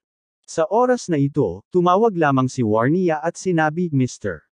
Charlie, humihingi ako ng pasensya, nagtatrabaho ako sa Haicheng kaninang hapon, at nasa baba ako ngayon sa iyong bahay, kaya ibibigay ko sa iyo ang sulat ng paanyaya. Panipi. Nagmamadaling sinabi ni Charlie, bababa ako at kunin ito. Matapos magsalita, dali-dali siyang lumabas. Naupo si Warnia sa kanyang Rolls Royce, nakita si Charlie na lumabas, bumaba ng kotse, at inabot sa kanya ang dalawang mga sulat na paanyaya. Nagpasalamat sa kanya si Charlie at umuwi nang hindi nakikipag-chat sa kanya. Bumalik sa bahay, galit pa rin ang matandang guro. Kinumbinsi siya ni Claire, ay, tatay, huwag kang magalit. Ibinigay ni Lola ang sulat ng paanyaya kay Harold, inaasahan na makamit ni Harold ang pagkakataong ito upang makilala ang ilang tao sa mas mataas na klase at makisali sa mga ugnayan sa lipunan. Panipi. Bamantong hininga si Jacob, hoy, ang lola mo ay naging bahagyang mula pa noong bata siya. Hindi niya ako hinintay na makita ako, mahal niya ang tiyuhin mo at si Harold. Ganito pa rin hanggang ngayon. Nakakainis talaga para sa akin. Panipi. Si Claire ay tumango ng walang magawa, alam din niya na ang lola ay sira-sira. Naramdaman ni Lola na walang kinalaman sa kanya ang kanyang ama, at wala siyang gaanong kakayahan. Pagkatapos nadaman niya na si Claire ay isang batang babae at hindi maaaring manahin ang negosyo ng pamilya, kaya't medyo naging mas nakakaawa siya kay Harold. Nang maglaon, nang ikasal siya kay Charlie, tuluyan ang inabandona ng kanyang lola ang kanyang pamilya. Sa oras na ito, lumakad si Charlie sa harap at inabot ang dalawang ginintuang sulat ng paanyaya sa matandang guro, at sinabi, Itay, mayroon akong sulat sa paanyaya na gusto mo. Ano? Tumalon si Jacob na parang bukal sa kanyang puwit. Inagaw niya ang sulat ng paanyaya sa kamay ni Charlie, at dali-dali itong binuksan at sinilip ito. Tuwang-tuwa siya na hindi siya makapagsalita. Partikular na nagulat din si Claire sa tabi niya. Kinuha niya ang sulat ng paanyaya sa kamay ng kanyang ama at tiningnan ito. Ito ay naging isang sulat ng paanyaya mula sa Jumbo Pavilion. Malaki. Charlie, ikaw talaga ang aking mabuting manugang. Namula si Jacob sa sobrang kaba at wala man lang sinabi. Iniunat niya ang kanyang kamay at tinapik ang balikat ni Charlie, pinag-asawa ka ng aking anak, talagang pinakasalan niya ang tamang tao. Hoy, isang sulat ng paanyaya lamang, napapasaya ka ng iyong isipan ay hindi malinaw. Masamang nagmura si Elaine. Mahigpit na hawakan ni Jacob ang sulat ng paanyaya at sinabi na hindi nasiyahan kay Elaine, ano ang alam mo? Ito ay isang sulat ng paanyaya mula kay Jumbo Pavilion. Matapos magsalita, ngumiti siya at sinabi kay Charlie, umupo ka at kumain. Pagkatapos ay binati niya si Claire, pumunta ka, kumuha ng bote ng selyo ng alak sa aking silid, at magkakaroon ako ng isang pares ng baso kasama ang aking mabuting manugang na lalaki ngayong gabi. Tiningnan ni Elaine ang kaligayahan ni Jacob at binigyan si Charlie ng isang galit, hindi na nagsasalita. Si Claire ay napakasaya din, ngunit mayroon siyang alinlangan. Matapos mailabas ang inuming nakapagpapagaling, umupo siya sa tabi ni Charlie at nontog ang kanyang siko, saan mo nakuha ang liham na paanyaya na ito? Nagtanong din siya tungkol sa kumpanya sa hapon at nais na kumuha ng isang sulat ng paanyaya para sa kanyang ama, ngunit nang tanungin niya, napagtanto niya na ang liham ng paanyaya mula kay Jumbo Pavilion ay limitado sa bawat pamilya. Paano ito nakuha ni Charlie? Umiti si Charlie at sinabi, tinanong ko ang isang kaibigan kung ano ang gusto ko, at nakakuha rin siya ng dalawang mga liham na paanyaya, ngunit ayaw niyang pumunta, kaya binigay niya ito sa akin. Mayroon bang isang pagkakataon? Nagduda si Claire, bakit hindi ko pa narinig na sinabi mo na may isang kaibigan na may gandang kalagayan sa pamilya? Ano ang kanyang pangalan? Magaan ang sinabi ni Charlie, ang kanyang pangalan ay Chin. Tinulungan ko siya sa Antique Street noong huli. Alam ni Itay. Panipi. Paulit-ulit ding tumango si Jacob, totoo na ang Chin ay nagbigay din ng isang jade bracelet kay Charlie, na sinabing nagkakahalaga ng 5 o 6 na milyon. Kabanata 135. Pagkarinig ni Elaine na nagbigay siya ng isang pulse heiress na nagkakahalaga ng 5 o 6 na milyon, kumislap ang mga mata nito. Bracelet. Saan iyon? Ipakita mo sakin. Nag-ingat si Charlie sa kanyang puso at sinabi, Inay, ang pulse heiress ay nasa silid tulugan, ngunit balak kong ibalik ang isang ito. Bumalik. Hindi mapigil ang sumimangot ni Elaine, may sakit ba ang utak mo? Ibalik ang 5 o 6 na milyong bagay. Panipi. Sinabi ni Charlie, maliit lamang ang aking ginawa, at binigyan nila ang napakahalagang bagay. Hindi nararapat. Panipi. Ano ang naaangkop at hindi naaangkop? Sumabog si Elaine, kung maglakas loob siyang ibigay ito sa amin, naglakas loob siyang hingin ito. Kumusta naman ang pulse heiress? Kung hindi mo ito kailangan, gusto ko ito. Panipi. Alam ni Charlie na ang biyenan ay hindi nagpigil ng anumang mabuting pag-iisip. Ang pulse heiress ay talagang inilaan upang ibigay sa kanya ni Claire, ngunit wala siyang natagpuang angkop na dahilan upang sabihin sa kanya, kaya't ipinagpaliban niya ito. Hindi inaasahan, ang bibig ni Jacob ay sapat na mabilis, at umiling ito ng sabay-sabay. Hindi ito nag-aatubili na si Charlie na magdala ng isang pulse heiress na maraming milyon. Pagkatapos ng lahat, mayroon siyang halos 10 bilyon sa kanyang card. Anong uri ng pulse heiress ang hindi niya kayang bayaran? Ngunit ang susi ay nararamdaman niya na ang kanyang biyenan ay talagang hindi karapat-dapat na magsuot ng gayong mga mahahalagang bagay. Sa kanyang matalino na ugali at maliit na karakter, ang suot na pulse heiress na 30,000 hanggang 20,000 ay karapat-dapat sa kanya. Gayunpaman, ang biyenan na si Elaine ay hindi nais na palampasin ang pagkakataon sa oras na ito. 5 o 6 na milyong mga pulse heiress, magkano ang mukha nito? Kaya paulit-ulit niyang hinimok, nasaan ang pulse heiress? Ilabas mo at tingnan mo ako. Panipi. Alam din ng katabi niya na si Claire na kung ang bracelet na ito ay talagang inilabas at nakuha sa kamay ng ina, hindi na ito babalik. Kaya't sinabi din niya, Inay, yamang may ibabalik ito sa iba, huwag natin itong ilabas upang makita ito. Kung sakaling tumama at bumagsak, hindi madaling ipaliwanag ito sa iba. Panipi. Bumalik. Nag-alala si Elaine, tumayo, at saway, sinipa ba ng utak mo ang asno? Alam ni Claire na tiyak na gugustuhin ng nanay niya na sirain siya sa susunod, kaya't desidido niyang sinabi, Ma, huwag mo itong pag-usapan, napag-usapan ko na si Charlie, ito ang kaso. Alam din ni Elaine ang init ng ulo ni Claire. Kung pipilitin niyang ibalik ito, hindi niya ito mapigilan. Sa pag-iisip ng milyon-milyong mahalagang bagay na ibabalik, agad niyang naluha ang luha sa pagkabalisa, umiiyak at sinabing, ang dalaga at ako ay wala sa iisang pag-iisip, patay lang ako. Panipi. Inilagay ni Claire ang isang piraso ng karne sa kanyang ina at sinabing, Okay mom, bibilhan kita ng bracelet sa hinaharap. Ito ang sinabi mo. Ang araw ng auction. Kagagaling lamang ni Charlie sa silid at dumating sa sala ng madaling araw. Naghihintay na si Jacob ng walang pasensya at tuwang-tuwa siyang binati nang makita siya. Charlie, dali tayo, huwag tayong huli.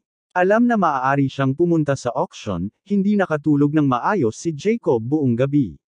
Hinintay na niya si Charlie dito.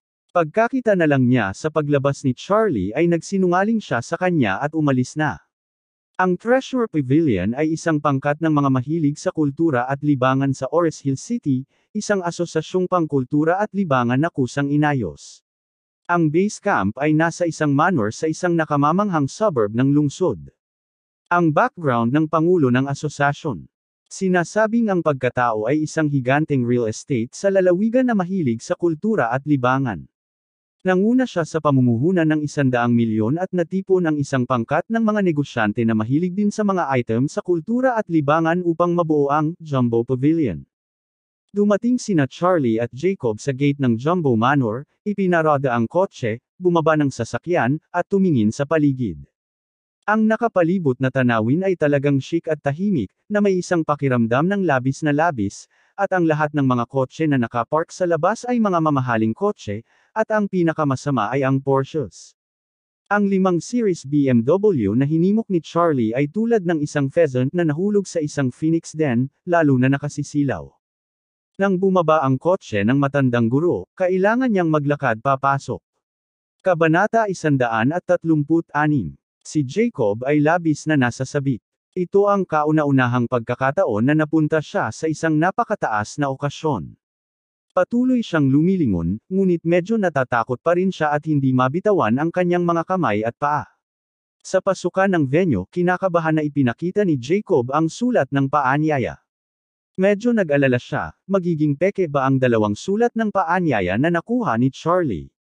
Gayunpaman, ang seguridad sa pintuan ay agad na naipasa ang pag-verify, at magalang na sinabi sa kanilang dalawa, mangyaring pumasok.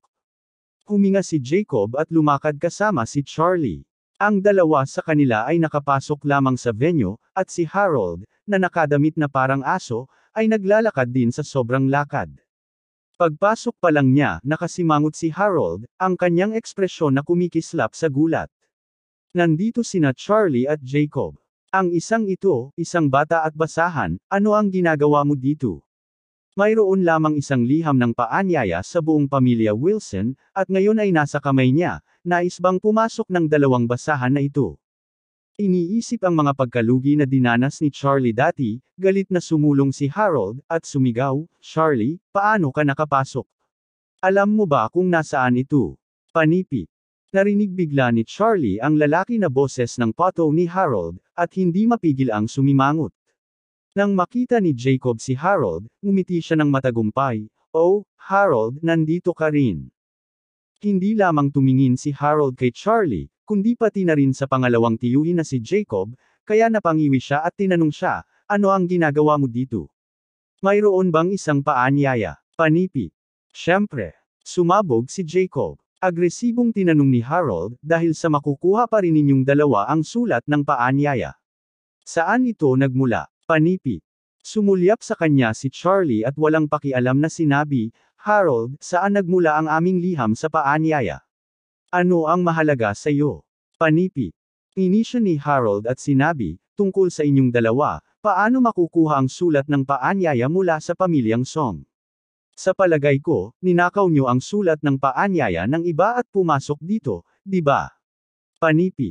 Hindi nag-abala si Charlie na pansinin siya, binaling ang ulo, at walang sinabi. Ang ignorante niyang ugali ay lalong nagalit si Harold.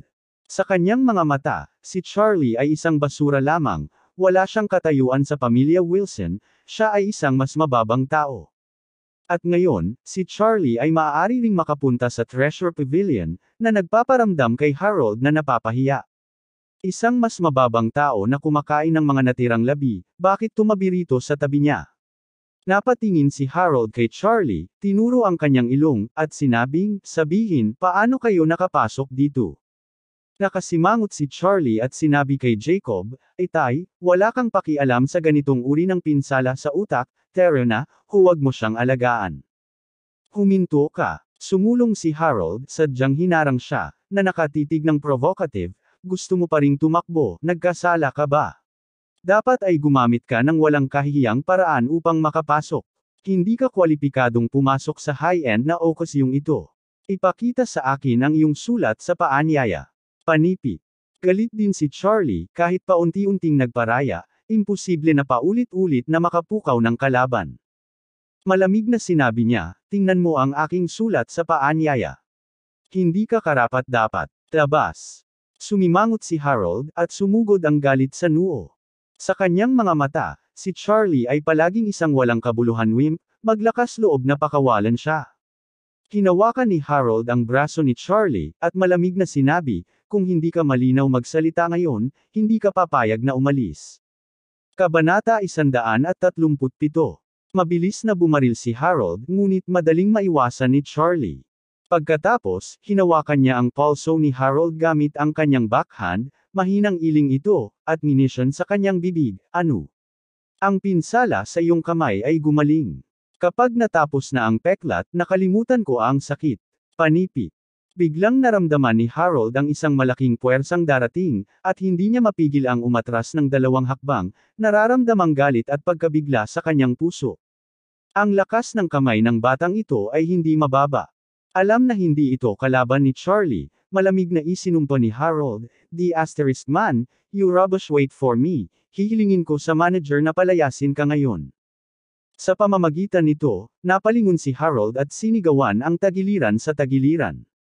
Di nagtagal, ang isang nasa katanghaliang gulang na lalaki sa isang suit at leather shoes ay lumakad ng mabilis, kasama ang dalawang gwardya ng seguridad.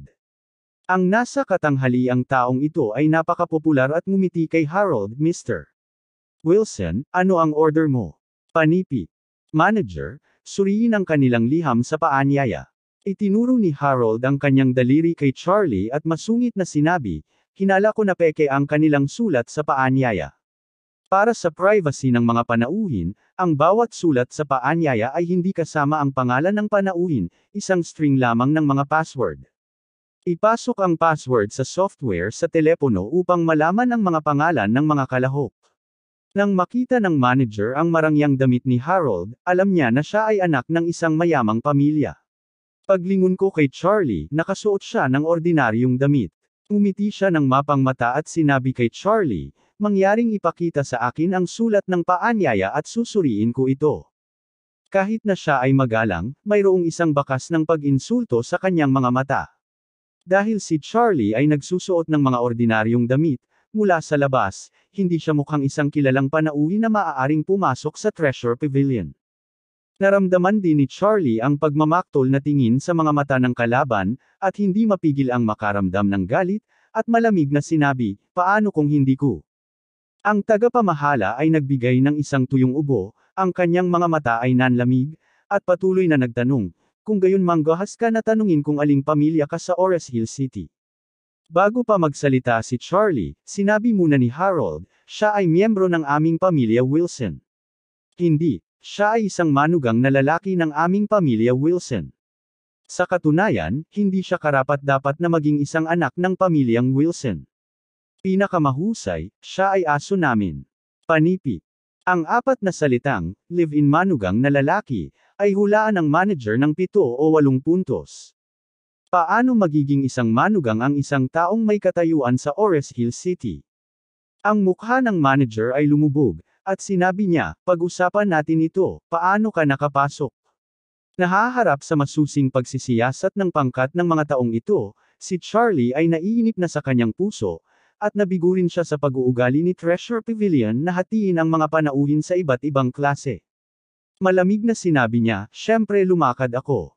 Alam ng manager na ang katayuan ni Charlie ay mapagpakumbaba, at tumigil siya sa pag-usisa at malamig na sinabi, "Kung hindi mo susundin ang mga patakaran at ibigay sa akin ang sulat ng paanyaya para sa pagsuri, kung gayon kailangan kong hingin sa iyo na lumabas."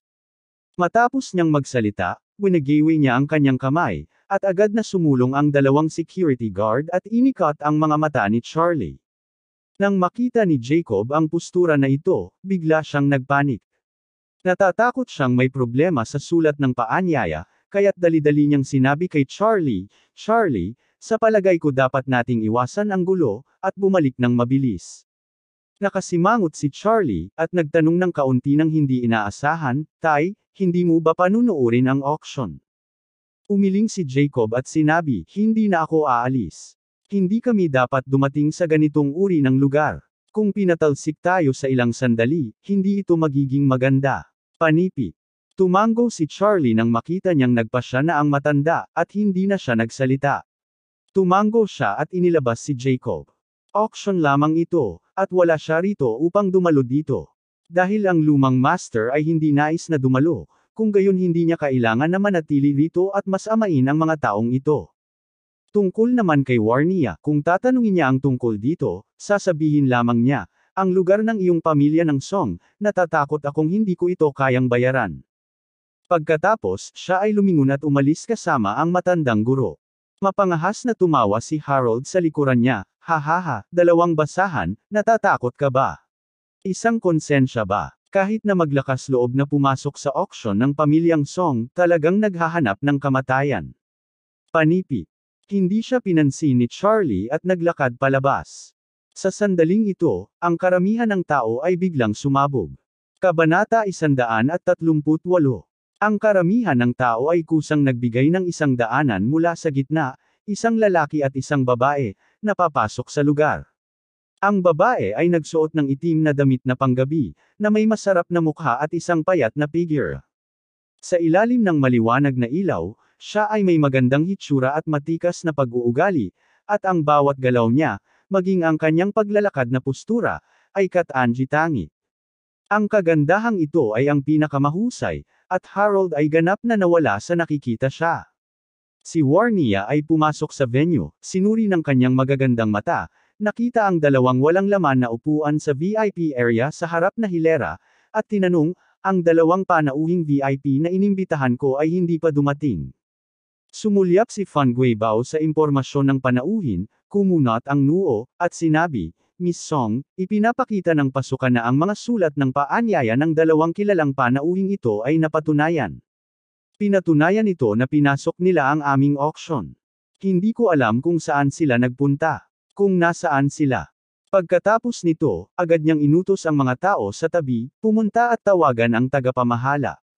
Di nagtagal, lumapit ang manager at tinanong, Mr. Bao, ano ang gusto mo? Panipi. Itinuro ni Fan Guibao ang dalawang bakanting upuan sa lugar ng VIP at tinanong, dalawang kilalang panauhin ang napatunayan ang sulat ng paanyaya, bakit wala sila sa mga upuan? Dalawang kilalang panauhin. Biglang naisip ng tagapamahala ang matanda at ang bata na pinalayas lamang sa kanya. Ay ito, hindi ba dapat? Dahil mayroon silang isang sulat ng paanyaya at sila ay VIP pa rin, bakit hindi hayaan silang suriin? Galit ba siya? Sa ibabaw. Sinulyapan ni Fan Guibao ang gulat ng manager, sumulyap sa security guard sa isang tabi, at sinabing, gawin mo. Ang security guard ay hindi naglakas loob na itago ito, at mabilis na ikinwento ang nangyari. Matapos makinig, sumimangot si Warnia, sumulyap kay Fan Guibao, at sinabi, Mr. Bao, pupunta muna ako kay G. Charlie, at iiwan ko sa iyo upang harapin ang bagay na ito. Sana mabigyan mo ako ng isang kasiyasyang resulta. Panipi. Tumango si Fan Guibao at pinanood ang pag-alis ni Warnia. Siya ay tumingin malungkot at tinitigan ang manager, pagod ka na ba sa buhay? Kahit na ang mga kilalang panauhing inanyayahan ni Miss Song ay personal na naglakas loob na magalit. Panipi. Lamambat ang mga binti ng manager, at agad siyang lumuhad sa lupa, tinuro si Harold sa di kalayuan, at sumigaw, Mr. Bao, hindi ko sinasadya, ito B at starred sino ang nanloko sa akin. Panipi. Si Fan Guibao ay sinipa ng husto ang mukha ng manager, sinipa siya sa lupa, at isinumpa, hayaan ang iyong aso na makita muli ang mga tao. Ngayon gamulong agad, huwag hayaan akong makita ka ulit. Bilang karagdagan, ngayon na sanhi ayon sa mga tuntunin ng kontrata sa paggawa, babayaran mo ang lahat ng mga pagkalugi na naipon mo. Kung mawalan ka ng isang sentimo, papatayin kita. Panipi. Ginoo. Bao, mangyaring patawarin ako. Natakot ang manager. Ang pagkawala ay hindi maliit. Talagang kinakailangan upang mabayaran, at hindi sapat na magbayad para sa pagkawala ng kanyang pag-aari. Ipapaalam sa iyo ng abogado kung magkano ang dapat bayaran, malamig na sinabi ni Fan Guibao. Tumalikod ang manager, lumuhad sa lupa, at patuloy na humingi ng tawad. Sinipa siya ni Fan Guibao na naiinis, commandant sa kaliwa at kanang mga security guard, at bamulong, ilabas mo siya at putulin mo ang kanyang mga binti. Hayaan mong wala siyang mga mata. Panipi.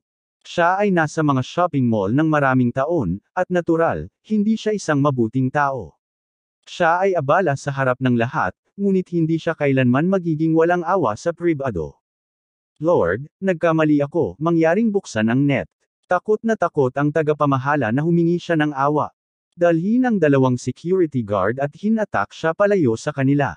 Fan Guibao pagkatapos ay ibaling ang kanyang pansin kay Harold, at sinabi sa mga tao sa paligid niya, pumunta, dalhin ninyo sa akin ang lalaking iyon. Ipinagmamalaki pa rin ni Harold sa oras na ito, at lalo siyang nasiyahan nang marinig na nakita siya ng may-ari ng kayamanan ng pavilion. Alam ng lahat na ang Master of Treasure Pavilion ay may napakalalim na background. Kung ito ay maaaring ma-flatter at nakakabit, magkakaroon ng natural na mga benepisyo sa hinaharap. Pagdating niya sa Fan Guibao, pinuri ni Harold, oh, hello G. Bao. Matagal nang hinahangaan ng iyong maliit na kapatid ang iyong pangalan. Nakikita kita ngayon ito ay talagang isang dragon at phoenix sa mga tao at isang karapat-dapat na reputasyon na mayroon ka. Panipi. Umisi si G. Bao, sinipa si Harold sa malayo, at isinumpo, di asterisk man, Harold, di ba? Naglakas loob ka na magalit ang mga panauhin ng ating Miss Song, sa palagay ko ikaw ay pagod at baluktot. Kabanata 139. Nais ni Harold na samantalahin ang pagkakataong makapagtatag ng isang relasyon kay Fan Guibao, ngunit hindi niya pinangarap na bigla na lamang siyang sip-a ni Fan Guibao. Umikot siya sa lupa ng maraming beses bago niya ma-stabilize ang kanyang figure at umupo sa lupa ng talo. Mr. Bao, ano ang nangyayari? Mayroon bang hindi pagkakaunawaan? Panipi. Ang iba pa sa silid ay mukhang tahimik din. Ang lalaking ito ay mula sa pamilyang Wilson. Bakit mo sinaktan si G. Bao? Panipi. Ang pamilya Wilson ay walang maraming mga kakayahan. Ngayon na nasaktan mo ang master ng pavilion, hindi ka makakasama sa Ores Hill sa hinaharap. Panipi. Para sa isang oras, maraming mga talakayan. Maraming mga tao ang pinapanood ang Fan Guibao na nakikipaglaban kay Harold na may kaisipan ng panunood ng isang magandang palabas. Sa oras na ito, sinama ng mata ni Fan Guibao si Harold at malamig na hilik, hindi pagkakaunawaan. Napagkamalan kong nanay mo. Panipi. Pagkatapos nito, siya ay bumangon at sinipa siya muli, at ang sipa ay gumawa siya ng sigaw para sa isang pagbabago. Hindi pa rin napasuko ni Fan Guibao ang kanyang pagkamuhi, kaya't diretso niyang tinapakan ang dibdib at sinabi ng mahigpit, "Be asterisk starred, alam mo ba kung sino ang na-offend mo?" Napatulala ang mukha ni Harold, wala akong nasaktan kahit kanino, G. Bao, ito ay talagang isang malaking kawalan ng katarungan.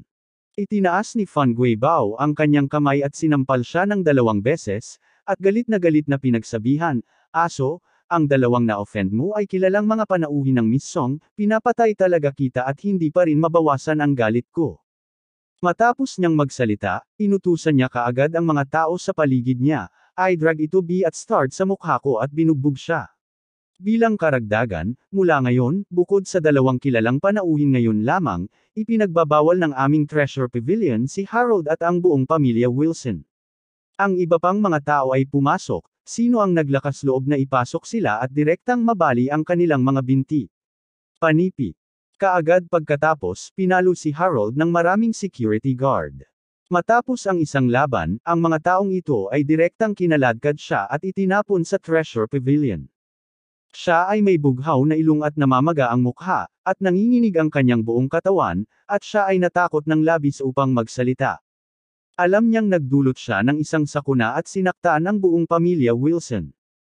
Ngunit paano niya maiisip na si Charlie pala ang panauhing inanyayahan ni Warnia? Bakit niya malalaman ang panganay na ginang ng pamilya ng Song? Bakit mas pinapabore ni Warnia ang basurang ito? Pagkalabas nina Charlie at Jacob, nag-drive na sila pauwi. Bamantong hininga si Jacob sa sasakyan, "Charlie, hindi ang tatay mo ang nagsabi sa iyo. Kung hindi mo talaga mahanap ang sulat ng paanyaya, bakit ka magnanakaw ng iba?" Panipi. Itay, walang problema sa sulat ng paanyaya, ang mga taong mababa ang tingin sa iba, walang paliwanag na paliwanag ni Charlie. Galit na sinabi ni Jacob, "Kung maaari kang maging mas mahusay at magkaroon ng kaunting kakayahan, maglakas loob ba silang tretuhin kami ng ganito? Kung sa bagay, masyado kang walang kakayahan at masyadong walang silbi." Panipi. Umiling si Charlie, tinatamad na magpaliwanag. Sa sandaling ito, isang Rolls Royce mula sa likuran ang bumilis, at pagkaraan ng dumaan sa mga sasakyan ng 2 tao, bumagal ito at huminto sa gilid ng kalsada. Nang makita na hinahanap siya ng kabilang partido, pinahinto din ni Charlie ang kotse. Natapakan ni Warnia ang isang pares ng matikas na mahabang paa, lumabas ng kotse, at humingi ng paumanhin kay Charlie, "Mr. Charlie, sorry talaga sa aksidente ngayon lang. Hindi ko ito inayos. Mangyaring huwag mag-alala tungkol dito." Panipi. Umiling si Charlie at sinabi, "Wala itong kinalaman sa iyo. Si G. Bao ang dapat alagaan ang kanyang mga empleyado." Panipi. Dali-daling sinabi ni Warnia, "Mr. Charlie, sinibak na niya ang sangkot na manager. Balik tayo at ipagpatuloy ang pakikilahok sa auction ngayon. Ano sa tingin mo?" Kabanata 140. Tumanggi si Charlie, paumanhin Miss Song, ang mabuting kalagayan ngayon ay nasira ng isa o dalawang langaw, kaya't hindi ako babalik upang lumahok sa auction. Pag-usapan natin ito sa susunod. Panipi. Labis na pinagsisisihan ni Warnia, humihingi ako ng paumanhin, G. Charlie. Matapos magsalita, kumuha siya ng isang kahon na gawa sa kahoy mula sa kotse, isinalin ito sa kamay ni Charlie, at sinabi, Mr. Charlie, ito ay kaunti ng aking puso, bilang isang maliit na paghingi ng tawad. Panipi. Nang makuha ni Charlie ang kahon na gawa sa kahoy, naramdaman niya ang isang aura mula rito, kaya't hindi siya tumanggi. Nang makita ang pagtanggap ni Charlie ng regalo, sinabi ni Warnia na, bueno, masuspend ang subasta ngayon. Hihilingin ko kay Fan Guibao na iwasto ang koponan ng Treasure Pavilion. Kapag natapos niya ang pagwawasto, maghawak kami ng isa pa, at aanyayahan ko sina Wade Mr. at Uncle Wilson. Panipi. Natigilan na si Jacob. Hindi ba ang babaeng ito ang huling ginang mula sa pamilyang Song na sinira ni Jiking Tang ng anti-gang bote? Siya ay magalang sa kanyang manugang at kahit handa na suspindihin ang auction para sa kanya at magsimula muli. Sobra ang mukha nito, di ba? Dahil ba ito ay naayos ng bote sa huling oras? Isang mabuting gawa, talagang titingnan ko ang aking manugang sa hinaharap. Napansin din ni Charlie ang katapatan ni Warnia, kaya't mahinang tumango siya, at sinabi, kung gayon kapag magbukas ulit ito, pupunta tayo at sasali. Dali-dali namang umalangaw si Jacob, oo, dapat kang pumunta. O sige, balikan muna natin ang dalawang iyon, nahihiya talaga ako sa mga gawain ngayon. Matapos muling humingi ng tawad kay Warnia, nagpaalam na siya sa dalawa at tumalikod na para umalis. Nang umalis si Warnia, nagmamadaling itinuro ng matandang guro ang kahon na gawa sa kahoy sa kamay ni Charlie at tinanong, Charlie, anong uri ng sanggol ang ibinigay sa iyo ni Miss Song? Buksan mo ito at tingnan. Panipi. Tumango si Charlie at binuksan ang kahon na gawa sa kahoy. Bigla, isang malakas na aura ang bumuhos, nagre-refresh ng mga tao. Ha, ano ito? Iniunat ni Jacob ang kanyang ulo at tumingin, biglang nagulat ang mukha nito. Mayroong isang itim na bagay sa kahon. Makapal at payat ang kamao. Sa unang tingin, ito ay parang isang piraso ng karbon, ngunit ito ay magaspang at marumi. Nang makita niya ito, hindi mapigilan ni Charlie na makaramdam ng pagkabigla, lihim na nagulat sa mapagbigay na pag-shot ni Warnia.